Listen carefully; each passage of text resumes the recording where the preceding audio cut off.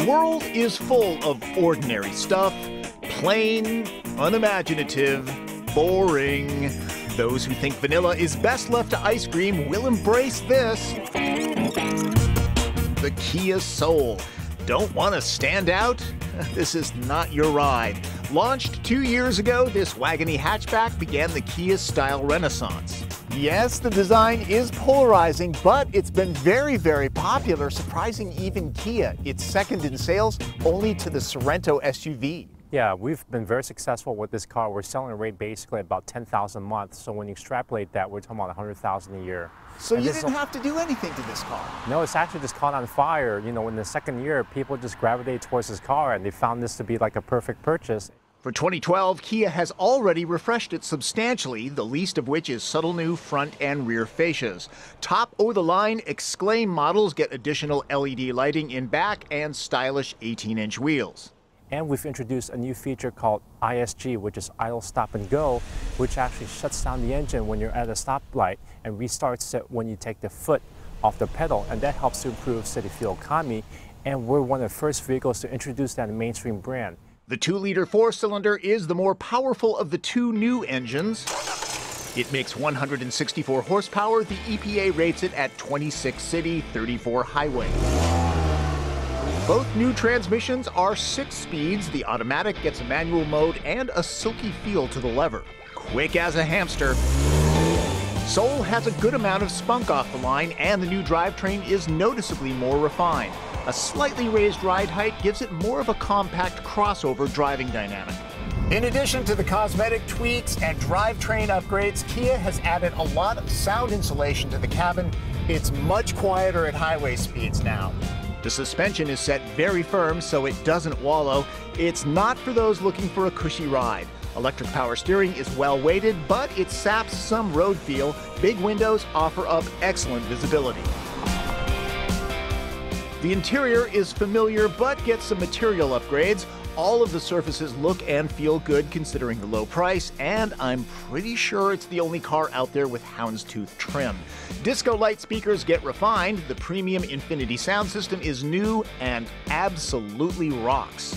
Kia is adding a system called UVO to a lot of their cars. It makes things voice activated. For example, please say a command.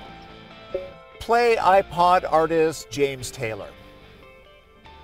Playing iPod artist James Taylor. It makes voice commands pretty conversational. It even reads your text messages. Go with the premium package and there's keyless ignition, auto climate control, heated leather seats, and navigation. Unfortunately, it eliminates UVO and the HD radio tuner. Back here, loads of headroom, plus enough space for 3 average-sized adults. Lots of legroom, too. Soul is good for hauling tall friends. Surprisingly roomy. Dang, no power port or folding armrest. The only cup holders are in the doors. With the seats down, the square space is very cargo-friendly. I'm at a press event in Texas, so sorry, no TP trunk test this week, but let's take a tour of the trunk. The best part is that there's useful storage under the floor. Underneath is a tire repair kit, no spare. I forgot, I've got file footage. Tall, though not overly deep, the cargo area holds a decent 5 packs. A Soul basically stands by itself.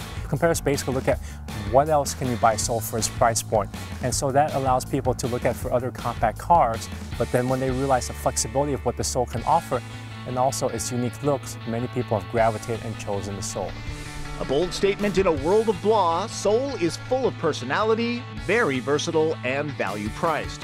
A base model with manual transmission goes for $14,600. This particular Exclaim model is $20,300, proving that money may not buy you love, but it can get you sold. Full disclosure, this Soul is mine. We actually bought one. After 12 years of driving a fairly dull family vehicle, my wife wanted something practical, yet had some personality to it. Soul definitely has that. Since it was so inexpensive, she put every option on it. After a month, her biggest gripe is that the fuel tank is on the small side. She rarely ever drives on the highway, so city driving reduces range and causes her to fill up more often. 2 things we added to our car. I've always wanted to try those laser-fitted WeatherTech mats. Pretty sloppy here in the Northwest. They fit perfectly. It's not an ad. I actually bought these. And then there's this critter. Kind of felt like it's a good luck charm considering the car. Not everybody's gonna like Soul's design, whatever. Technically, I find it very well done and cohesive. I'm a big fan of design, and I really love this character line. It goes all along the roof line, down the C-pillar, all along the front of the car, and then kind of disappears, feathers into the front bumper. Very nicely done.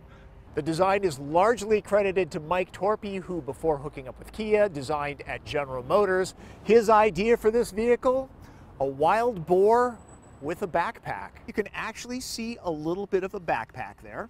To keep that tough image, there's a little bit of eye black here, like the football players use. And I think I read somewhere that this element right here actually came off of a classic Cadillac. I'll be doing a long-term test with this car over the coming year or two, so stop by Driven Car Reviews and I'll tell you how we like the Kia Soul.